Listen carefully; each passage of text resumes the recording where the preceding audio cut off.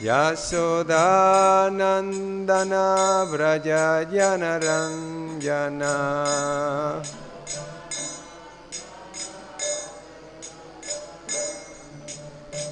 Yashodanandana Vraja Janaranjana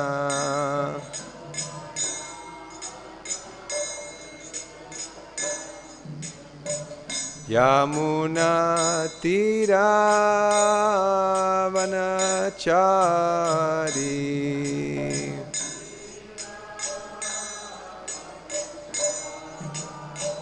Yamuna Tira Vanachari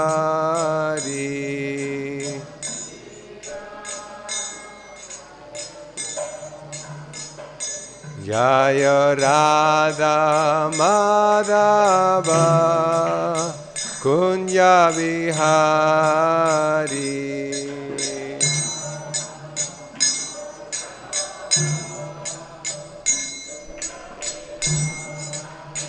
Jaya Radha Madhava Kunja Vihari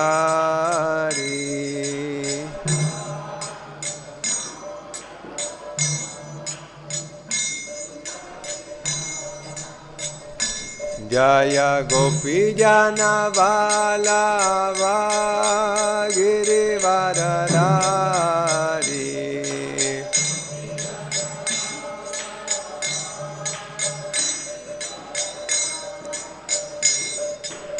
Gopi Jana Vallabha Girivaradhari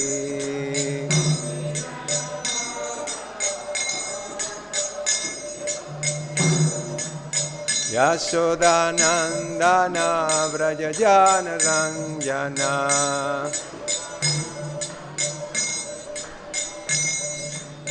Yashodanandana Vraja Janaranjana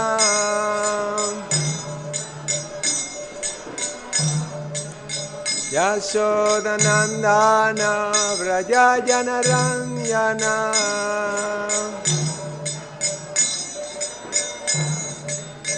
Yamuna Tira Vanachari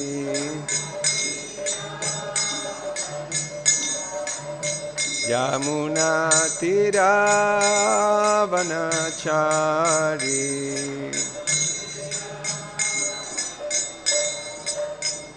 Jaya Radha Madhava Kunja Vihari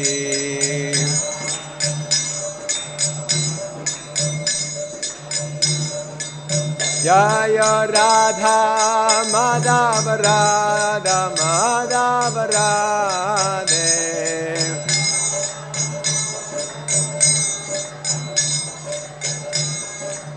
Jaya Radha Madhava Radha Madhava Radhe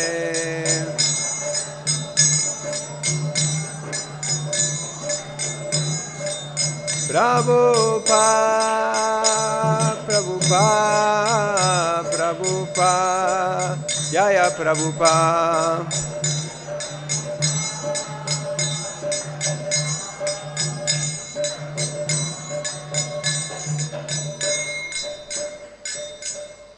Srila Prabhupada ki Jai.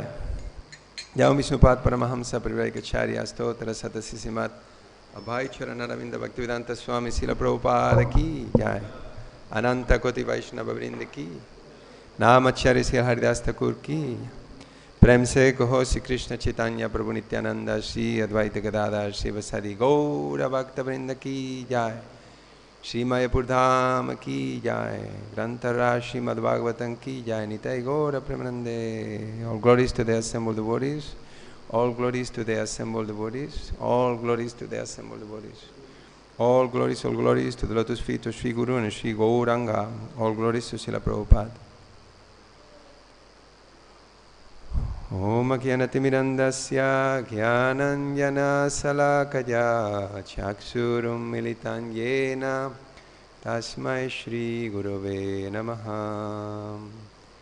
Shri Chaitanya Manobishtam Stapitam Yena Bhutale Swayan Rupa Kadamahyam Dadati Swapadantikam Vandeham Sri Guru Sri Yuta Padakamalam Shri Gurum Vaishnavanscha Shri Rupam Sagrajatam Sahagana Raghunatam Vitam Tam Sajivam Sadvaitam Savadhutam Parijana Sahitam Krishna Chaitanya Devam Shri Radha Krishna Padam Sahagana Lalita Shri Vishakam Vitamscha He Krishna Karuna Sindhu Dinabandho Jagatpate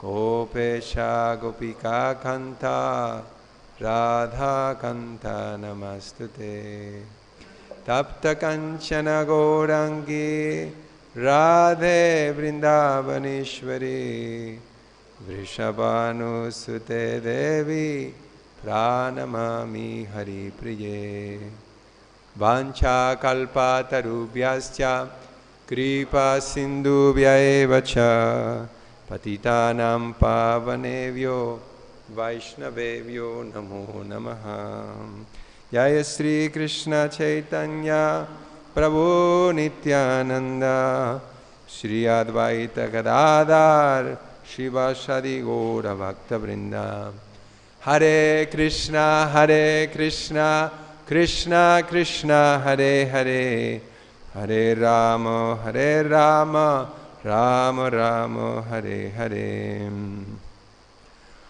Om Namo Bhagavate Vasudevaya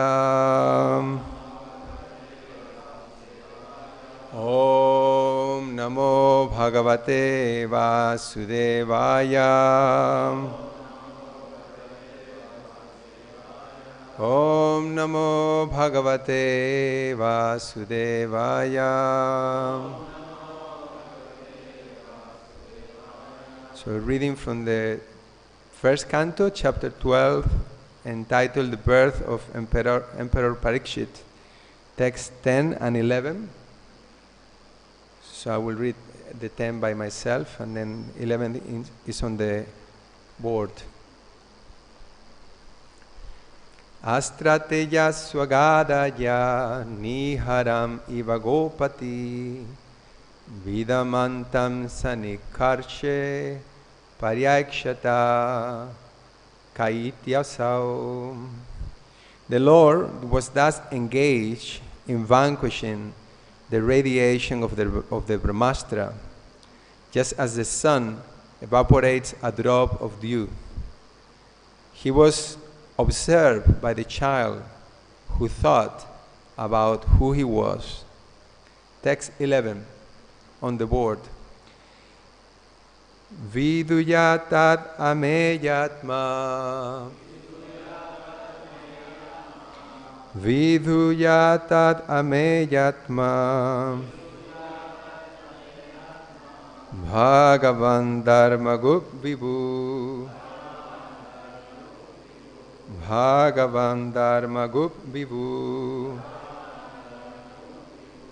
Mishato dasamasaya Mishato dasamasya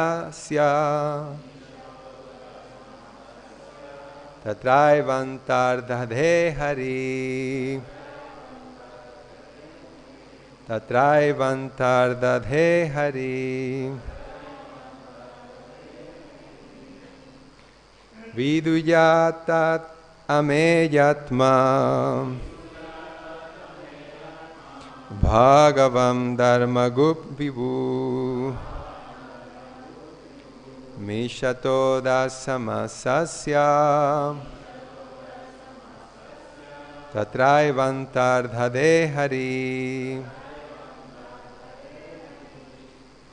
Viduyatat ameyatma Bhagavan Dharmagup Vibhu Mishato Dasamasasya Tatraivantarda Hari. Bolo.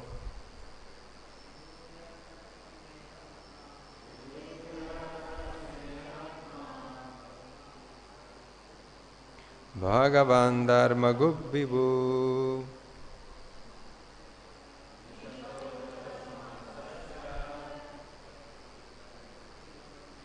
Tatraivantarda Hari. Viduyatad ameyatmam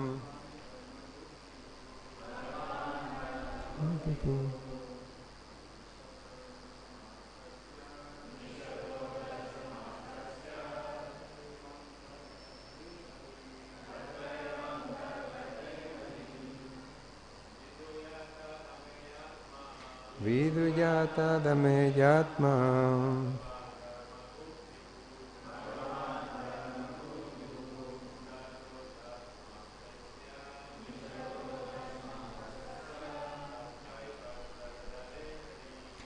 Traivantarda Hari. Late.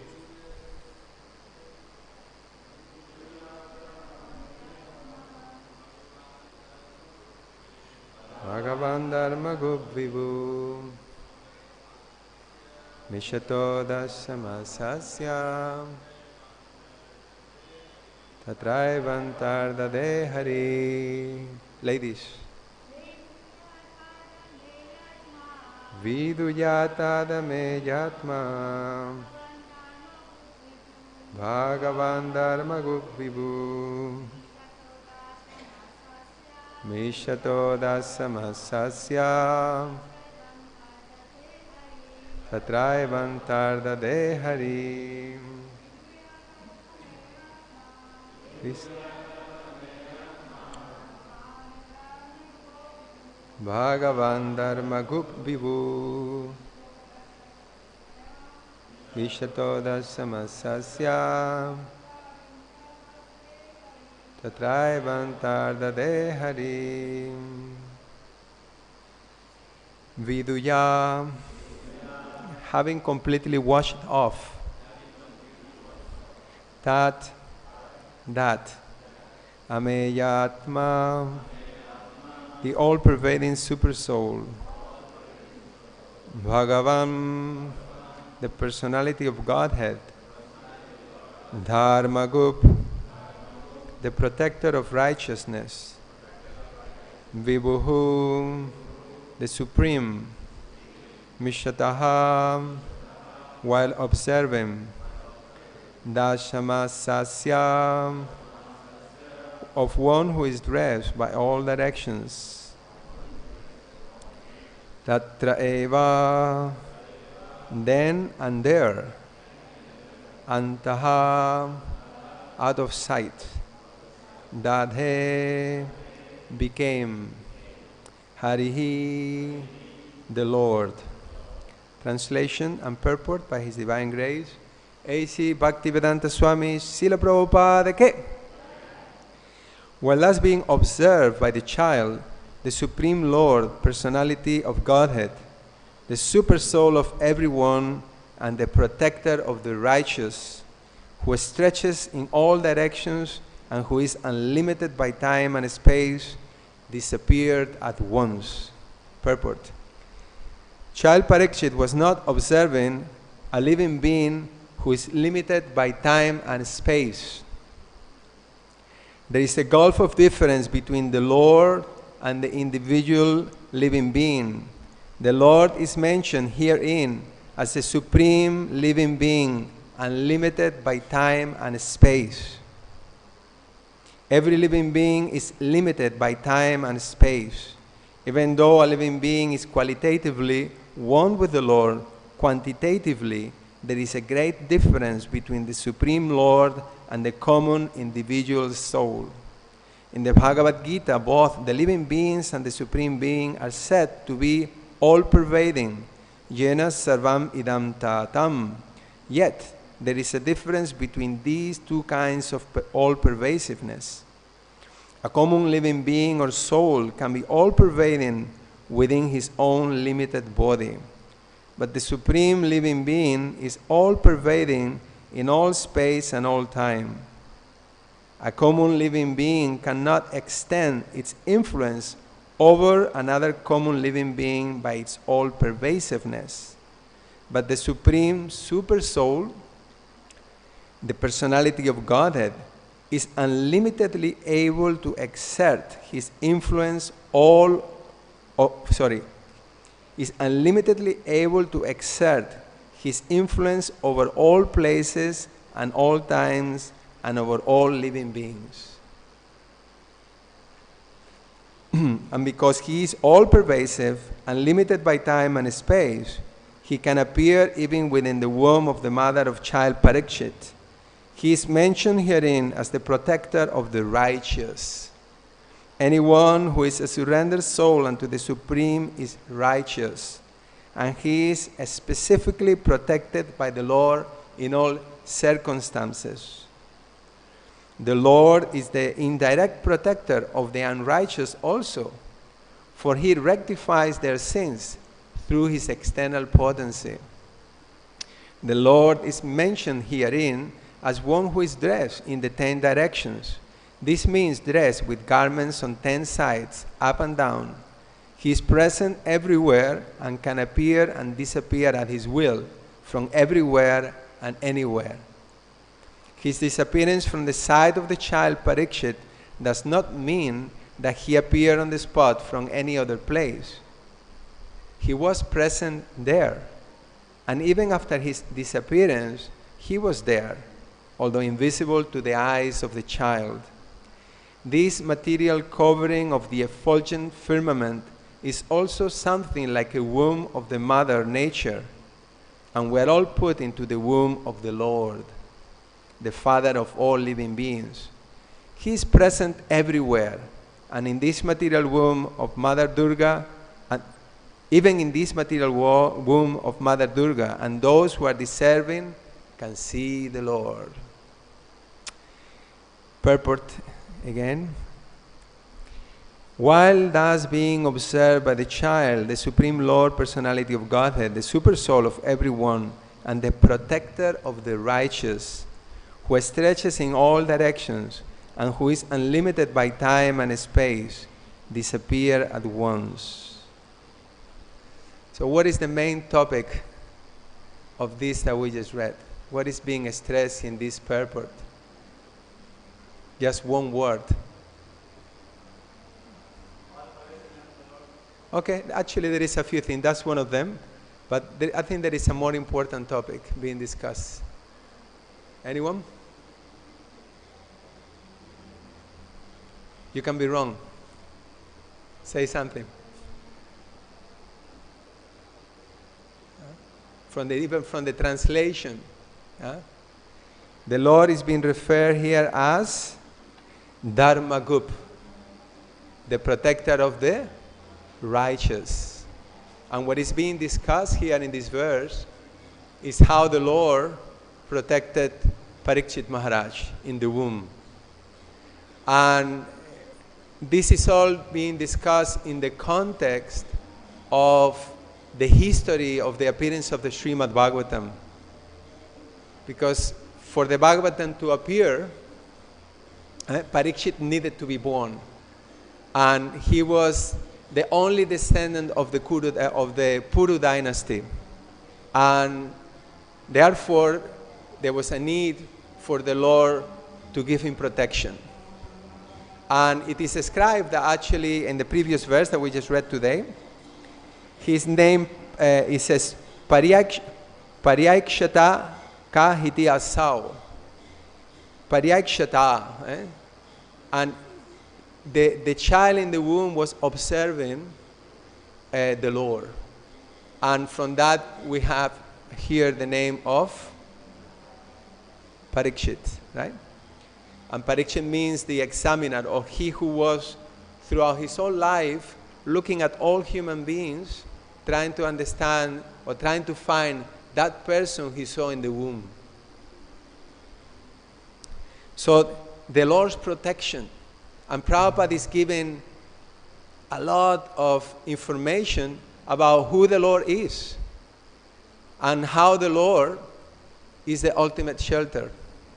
This is the Bhagavatam. Śrīmad-Bhāgavatam is there actually to establish who and what is the ultimate shelter. So who is that person? Is Krishna, as the Ashraya.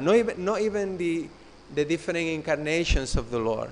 The ultimate shelter is Krishna, who Parikshit saw in the womb. And what are the characteristics? Why he is the ultimate shelter? It's a very important topic because we want to find what is the ultimate shelter. That's the living entity is searching for this. Even those who are, not searching for Krishna, like the people who are outside in the world, everybody is looking for shelter. But most people are looking for shelter in the wrong place. And the Bhagavatam is there to actually, is descended to Pura Narko Dunodita, to give us light about who is the ultimate shelter, from whom we have to surrender to without any reservations. Because this is the thing, if we are going to actually surrender to Krishna, we have to have the conviction that he is the ultimate shelter. So why?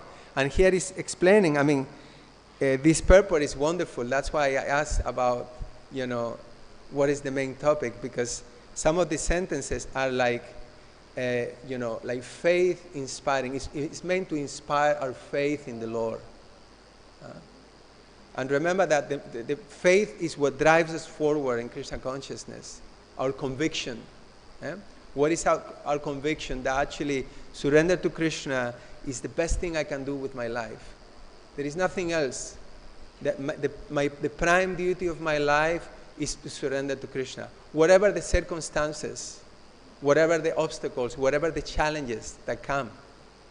And it's particularly relevant today as we are grieving for the attacks that have taken place in Bangladesh, where devotees have been murdered, the property is being destroyed, Prabhupada's murti is being burned, the place is being looted. What are these people, the relatives of these devotees, the devotees in this community? How are they coping with this? Not only how are they coping with the whole, which has already taken place, but how are they coping with the fact that it can happen again? The situation is so volatile that even, we have to measure our words about what we say about the whole thing, because it may trigger even a more violent response. So how do we understand where someone may be even upset with the events? Where was Krishna there? Did Krishna protect them? Is not he the ultimate shelter? Is he not the supreme protector? Is he Bhakta Vatsala? Right? And this is a very dramatic case, but in our own lives, we may find sometimes that, where is Krishna here? Where is he protecting me? Is he present in my life here? Have you asked yourself this sometime? Situation was so kind of unbearable and painful, like you're thinking, wait a minute, Is Krishna here? Is Krishna God? But actually we have the Shastra is full of these extreme examples of tragedy, of desperation. And we see how the devotees respond to that tragedy, to that difficulty. And how do they respond? What is the common denominator, the common reaction? Is by surrendering to the Supreme Lord with full conviction that He's the ultimate shelter. So what realization these devotees have?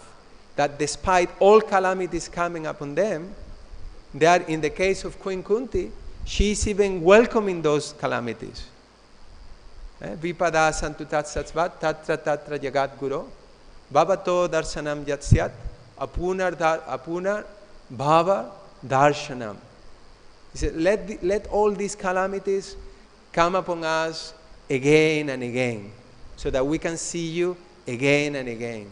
Because seeing you means that we will no longer see repeated birth and death. And what tragedies did she face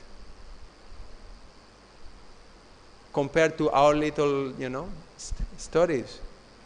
Her son was killed. Her grandsons were killed. Her sons were put in exile. Poisoned. They were trying to burning alive by her own relatives. And how she is responding to this? Let all these calamities happen again and again, because when these calamities happen, we are remembering you, and because while all this is being taking place, you were here with us. Now Krishna is leaving for Dwarka, and she's afraid. She's lamenting that you're leaving us now. Let all this happen again and again, because when this happens, you come and you're with us, and then we see you.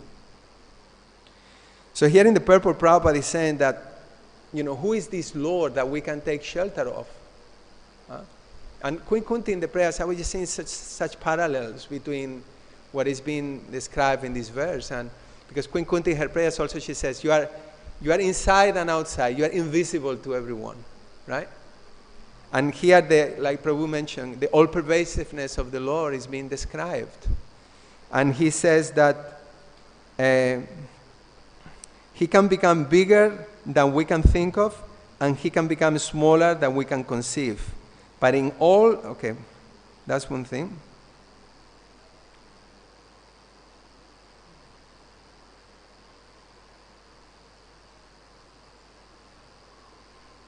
Just 1 second.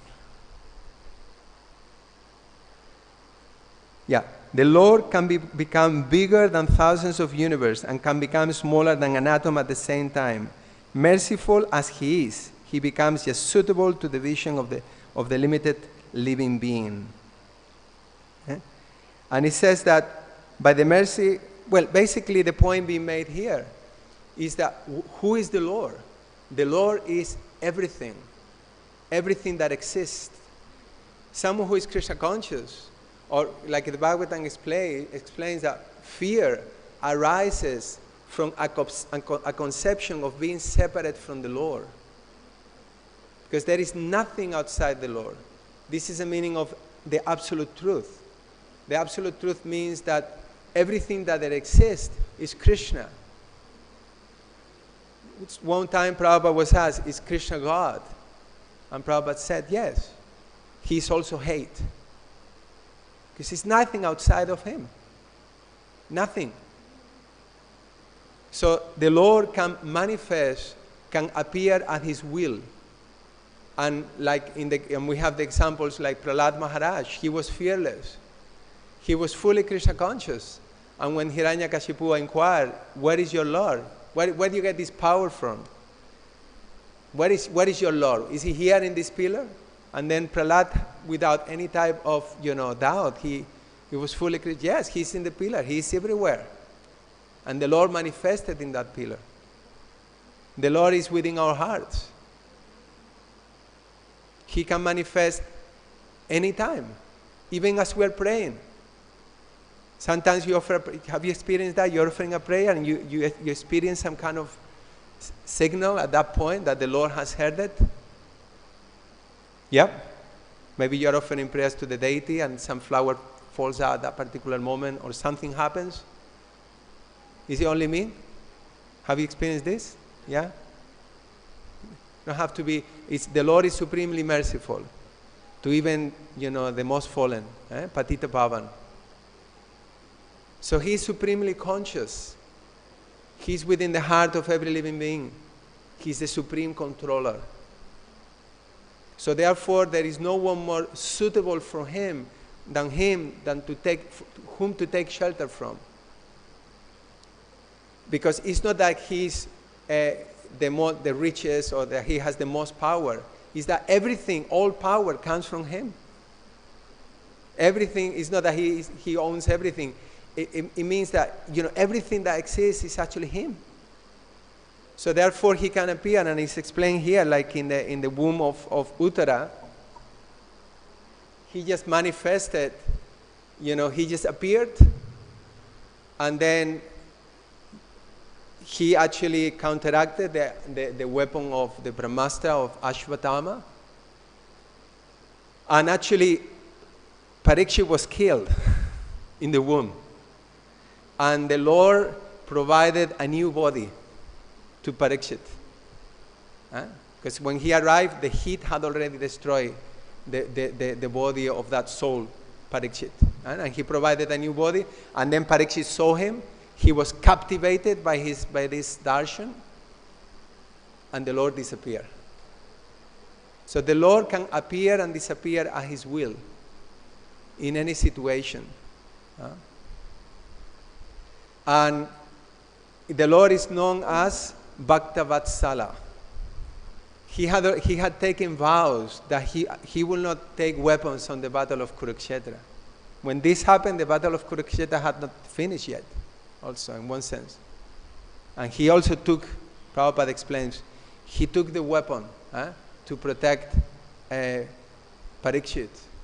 So he is prepared to break his own word to give protection to the devotees. One of the main topics in the Śrīmad-Bhāgavatam is Poshanam, how he gives protection to the devotees, to those who have surrendered unto him. So, therefore, a devotee having this understanding that about like Burijan Prabhu says something very nice. He says that, you only need to know two things. In the philosophy of Krishna consciousness, you need to know two things. Krishna is all powerful and Krishna is all merciful. If you know these two things, you're well equipped to deal with, material life and succeed, So he's all powerful. And he's, everything is happening by his will. And at the same time that not only he is all powerful, but he is all merciful. So he's compassionate towards the suffering of the living beings. So now we find ourselves in situations like what have taken in Bangladesh now, or situations of great disturbance, like, we hear about devotees who have left the world lately because of COVID or because of some unexpected disease that comes, and we're shocked. We're shocked. And how do we understand? How do we understand that these devotees were killed, for example, in this act of terrorism? But we find in the history of the universe that this has happened many times, that the righteous person has been killed. It happens in the Mahabharata, it happens in the Ramayana, it happens in the Bhagavatam. We should not be surprised. And Prabhupada says that the devotee should not be surprised when these things happen. Because we are in the material world. And in the material world, like Bhishmadev is explaining in his prayers, that everything is happening by the influence of inevitable time. Everyone, even the most righteous person, is affected by time. Everyone. It's like being in the ocean, and like Prabhupada says, if you are in the ocean, you should not be disturbed by the waves. You should just cross the ocean. Not try to, if you're in the ocean, you're going to get wet. It's just the law of nature. That, being in the material world means that there is going to be suffering. It means that these things are going to happen. But when these things happen, you can look at those things from a Krishna conscious perspective, or you can look, you can look at it from a perspective that there is no Krishna in there. So someone who is Krishna conscious, he can become peaceful, although of course not callous about it. It's not that we don't feel the pain of the living entity in the material world and the suffering. Of course the devotee is paradukha dukhi. But at the same time, the devotee understands that nothing happens without the sanction of the Lord. Nothing happens. And the Lord has a plan. Okay? And the ultimate protection, when we're talking about protection by the Lord, what is the ultimate protection? Is it protection of the material body? Is it that we're going to get bread and butter and we're going to get fed? Is that the ultimate protection of the Lord? What is the ultimate protection?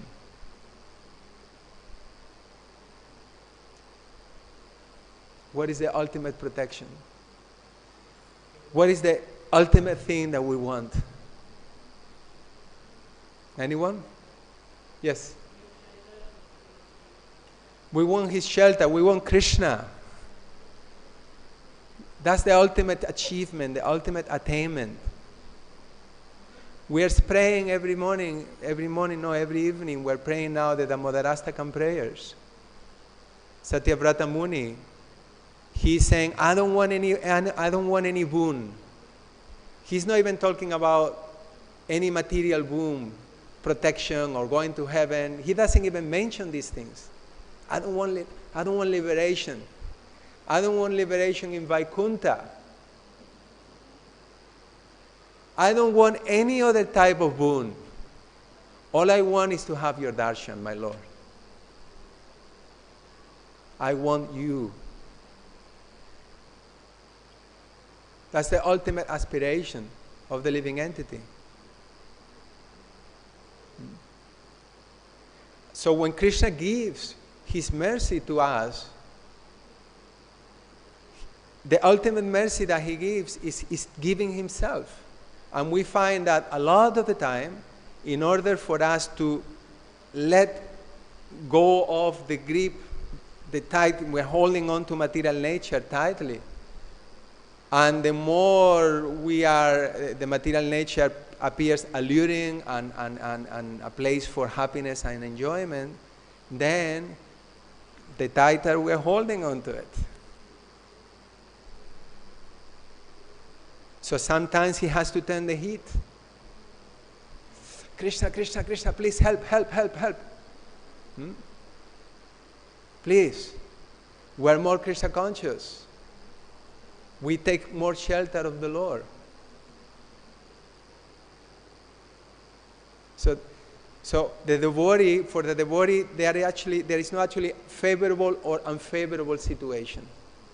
Because the devotee, he sees that whatever is happening in his life is happening by the mercy of the Lord. So now, the point we made also here, we were saying that, how do we understand these things when they happen? And Bhishma gave us the answer. It is all, how Yudhishthira, the Pandavas, Yudhishthira is the song of religion personified. Bhishma Dev, a Mahajan, Krishna himself was present, and they had to undergo such tribulations. How is it that you had to undergo all these tribulations? And he says there is only one answer. It must be due to the influence of inevitable time, which, who influence, everybody is carried by time. Just like the clouds are carried by the wind. But who is this inevitable time? This inevitable time is Kala, is Krishna himself. So then everything is happening according to the plan of the Lord. And who can understand the plan of the Lord? No one. No one can understand the plan of the Lord.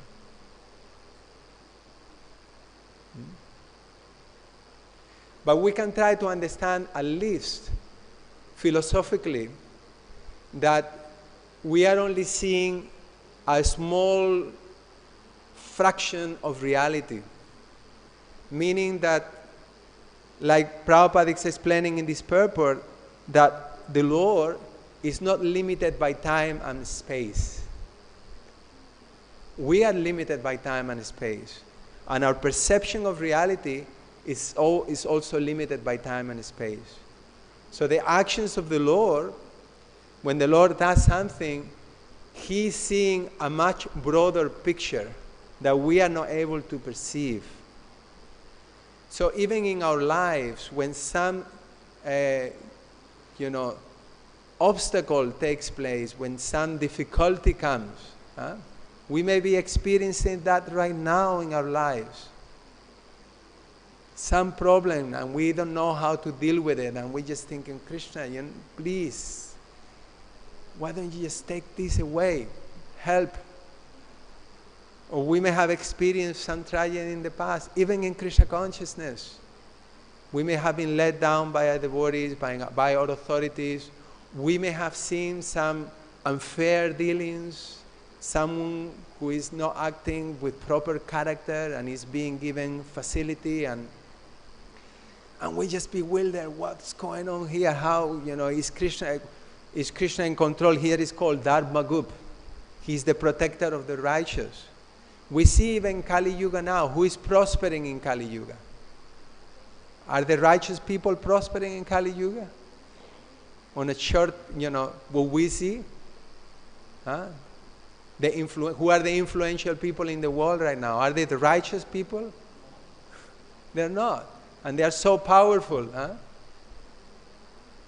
But actually, we are only seeing a small, as I said, small picture. In our lives, we see a small picture. As we grow older, decades pass, and we can look back a few decades and see that actually that situation, which was so traumatic and so difficult, perhaps was the best thing that could happen to me. I am today here where I am because I went through that experience. And what's happening as we're going through these difficulties is that Krishna is kind of like, is purifying our hearts to the extent that, and we can see how our hearts are being cleansed, how our tolerance is strengthened, and how we are, learning to take more shelter of the Lord, because, when other challenges come in our life later, we are not so faced by them. We can remain peaceful, understanding that everything is happening by the supreme will of the Lord. Is it not a lot easier to deal with life when we understand that, everything is happening by the will of the Lord? So then Bhishma said, it's all happened by inevitable time. And then there is some very beautiful verses where Prabhupada explains how to become Prabhupada and Bhishma Dev. He says that one has nothing to lament if one acts according to 3 principles. Okay? And these 3 principles are that if one is faithful to the Lord, if one is acting according to religious principles, and if one is being guided by the brahmanas and acting under superior guidance. These 3 principles, okay, I'll repeat. Being in, aligned with the desires of the Lord, being faithful to the Lord, accepting the Lord's will, okay? Not fighting the Lord. Second, being guided by the Brahmanas and the Vaishnavas. In other words, we are not acting independently. We're seeking shelter from the devotees and taking their guidance in our decisions in life. And we are strictly following religious principles, following the instructions of the spiritual master. Then if one is acting according to these 3 principles, he says there is no cause for lamentation. In fact, he says that to act according to these 3 principles is the aim of life. This is the aim of life. And if we are acting according, if we do that, whatever is happening in our life is auspicious. Even though it may appear to be not auspicious, even though it may appear to be, like bad, or it's causing us pain, there is no cause for despondency, Prabhupada said. There is no cause for despondency. So, but this is Krishna consciousness. When we hear the prayers of Kunti Devi, when we hear the teachings of Bhishma Dev, they are broadening our vision, so that we can actually respond to these situations in Krishna consciousness. Yes, Krishna is the supreme controller. Sometimes we may not be able to understand what his plan is, but he is still the Lord. And who knows what he's doing in the background? What do we know about the destination of these devotees who have actually left their bodies?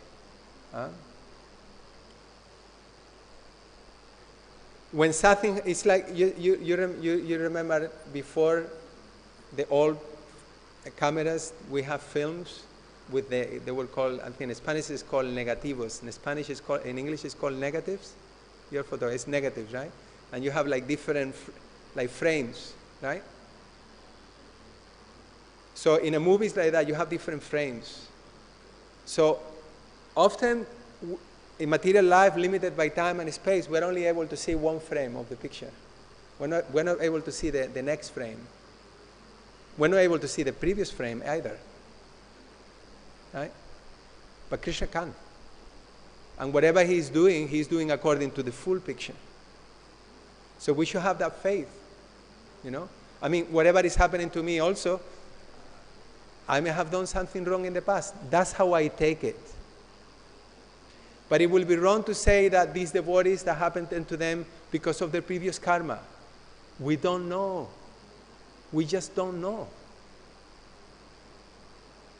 Krishna knows. Prabhupada says in the purport to these verses that it will be wrong to think that the sufferings of Yudhishthira Maharaj and all the Pandavas were because of the previous karmas. The Lord had a plan. What was the plan? The appearance of the Śrīmad-Bhāgavatam. All the events that are taking place in this first canto is leading to Parikshit Maharaj being enthroned as the emperor, so that he is cursed to die, and Shukadeva Goswami comes and speaks the Bhagavatam. For whom? For us. Did the Lord protect Parikshit Maharaj? Yes. So what happened after when Shringi cursed him to die in 7 days? Did the Lord protect him? Protected him there? He was the emperor of the world, a young man, relatively young man. Everything he was doing, it was Paka. All rulers of the universe were coming and surrendering to him. It wasn't that he was overstressed with the administration of the world. Everything was going good. And then he was cursed. And what was his response again? Did he complain? Did he say, this silly son of a Brahmana, I mean, why is doing this? I'm doing everything perfect. What did he do? He immediately took shelter of the Lord. So that's a lesson. That's what the Bhagavatam is teaching us. That's what all these situations are there for, in our lives and in the world, that we actually learn to take shelter of Krishna with full faith. That actually everything is happening as is meant to happen. That doesn't mean, of course, that we become complacent and we just don't do anything, But it means that we understand, we trust Krishna. That's what it means. You trust Krishna. And I like this very much. One pastime in that Burijan Prabhu also tells that, there was one time, actually, it's not him, he comments on it, but it's not, because there was one time when he approached Prabhupada, and he said, how can I trust my authority? You know, I mean, he wasn't doing his sadhana, or and how can I follow him? And you know what Prabhupada's answer was? Prabhupada said, trust no one. You know, only trust Krishna. I think in another occasion he said, don't even trust me, I let you down. Trust Krishna. But now, does it mean that we should trust no one? Is that what Prabhupada is saying? That's not what it is. That's not the meaning. The real meaning is not that we just like, okay, I cannot trust anyone. Look at all the corruption that's going on. These devotees, they have, personal agendas, and no, it's not like that at all. But what it means is that we have that supreme trust in Krishna. It means that, whatever may be happening in life, we understand that actually Krishna is the supreme controller and he's the supreme protector. And if I act according to these three principles I just mentioned, anyone remembers what they were, the three principles? Okay. Yeah. Yeah. Actually, you mentioned two twice. One more. Acting according to religious principles, being guided by the Brahmanas, okay, and by the Vaishnavas, and being faithful to the Lord, okay. That if I act according to these things, everything is okay. I don't have to fight the circumstances. I don't have to lament. I don't have to resent. I don't have to be sorrowful or bitter about it. This is just Krishna may giving me some medicine here for my ultimate benefit. Krishna will, like they say, everything comes out in the wash. Let Krishna deal with it. Let Krishna deal with it. He will. He's dealing with it right now, and I just don't see it. Okay? Not one moment. Krishna can manifest anytime. He can do whatever he wants anytime. Like in Damodarasthakan, Yashoda is trying to bind him, and she can't. Why? He's unlimited. He's beyond time and space. But how she binds him? With her love. That's why the Lord is known as Bhakta Vatsala. And this is what is being mentioned here, and this is the essence of what we are celebrating on this month of Kartik. And we're so fortunate to be here in Mayapur, here in Śrīmad-Bhāgavatam class, attending the Artics. Is the love of the devotees for the Lord, that unconditional love. Because we're talking about protection, having full faith. The devotees are saying, even if you send me to hell, but I am Krishna conscious, I prefer that than even going to Vaikuntha.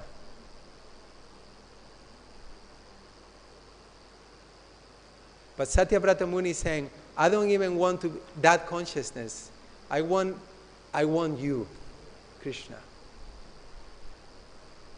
So whatever austerities, whatever troubles we are undergoing in our lives, we should see that that's the price for Krishna. If I just undergo, if you just tolerate it, I remain respectful, I don't demand any respect from anyone, I chant the holy names with full, in a heartfelt, prayerful mood, that yes, Krishna, I cannot get this together. You please, you come and help me. It has to come to that point that we're helpless. That's the mood of chanting. And often, for us to come to that point, to come to our knees, Krishna is going to put us through the mill. I mean, not necessarily, but it happens, you know.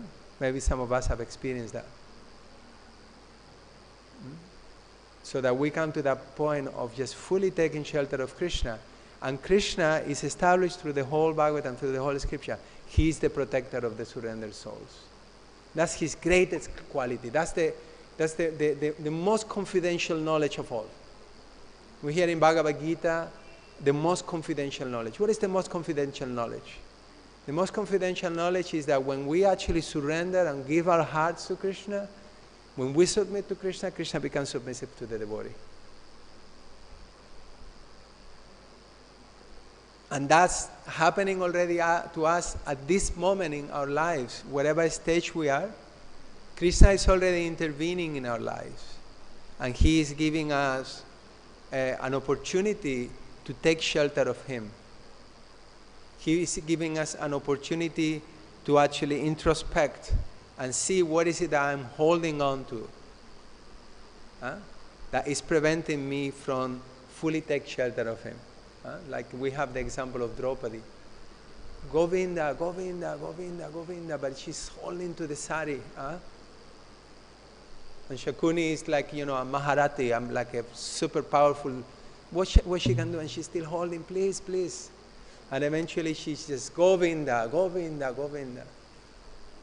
And Krishna comes and reciprocates. And it's told the story that she previously had done a little favor for Krishna. Krishna had cut himself, and she had cut a little bit of her cloth to heal the wound. Krishna didn't forget. So Krishna will not forget whatever efforts we make to help him. If any doubt arises in our minds when these things happen, this is Maya. Krishna didn't forget this devotee's surrender, this devotee's dedication. He didn't. You don't know what's the next picture, the next frame for them. And this is the same in our lives. Srila Prabhupada ki jai, Grantaraj Śrīmad-Bhāgavatam ki jai, Nitai Gaura-Premanande. I was planning to leave time for questions, but it's 9 o'clock. So unless you have some ardent questions, an ardent question, we'll finish here. Okay, one question. Those who want to leave, you can leave. Thank you very much for being in the class. And thank you. Hare Krishna. Thank you, Prabhuji, for nice class. So my question was, as you shared the pastime of Parikshit Maharaj, when he was cursed by Brahmins, so he immediately took the shelter of Krishna with full faith. So while administering the whole world, he must be facing many problems and obstacles. But at this point, he completely took shelter and just went for hearing Bhagavatam. So if the situation was completely out of control, that he needs to leave the body, that's why he surrendered fully, or like, can you elaborate this little bit? Parikshit Maharaj, he was throughout his whole life taking shelter of the Lord. He was a pure devotee, just like Shukadeva Goswami. It's explained that's why the Lord came in the womb. Even before he came into being Parikshit, he was already a pure devotee of the Lord. And he appeared for a particular purpose. So he was always taking shelter of the Lord. But you know, you can compare in one sense the problems of ruling the kingdom with being cursed to die in 7 days. At that point, he only had one option. I mean, he had also the option of trying to fight or counteract the curse, trying to, you know, do it himself. But no, what he did is just accepted the plan of the Lord, and he took full shelter by sitting down and hearing the Śrīmad-Bhāgavatam until the end of his life. So it's not that he wasn't hearing the Bhagavatam, but prior to that he had other duties. At that point he had only one duty, and what it was? To fix his mind on Krishna and prepare himself for the next life. We're all going to face that moment, every one of us. It's going to happen to us. He was fortunate enough that he was warned. Maybe we don't get a warning, so therefore we have to constantly take shelter. But he was taking shelter. At that point, it was time to give up the kingdom and just focus on doing the main activity. Like right now, most of us, we cannot just sit down and hear Bhagavatam all day, right? Because we have other duties. But we should never compromise those other duties or compromise our hearing Śrīmad-Bhāgavatam, our sadhana practices for other activities. There must be a balance. But those activities, when those activities are executed in Krishna consciousness, they are supportive to our sadhana. They are supportive to our spiritual practices. If they are, it's not separate. Sometimes we have this, I'll go my material life, my spiritual life. That's not really correct understanding. Everything is spiritual. Everything is integrated in our lives. But at one point, we give up those, secondary activities and engage in fully just hearing and chanting. Is the answer in the question? Yeah. Okay, I think Mataji had a question there.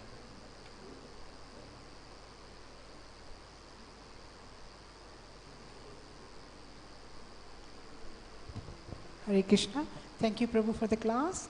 My question is, when the calamities happen, we accept it, or if we surrender to, take shelter of the Lord, is it one and the same thing? Same thing. Is it the same thing?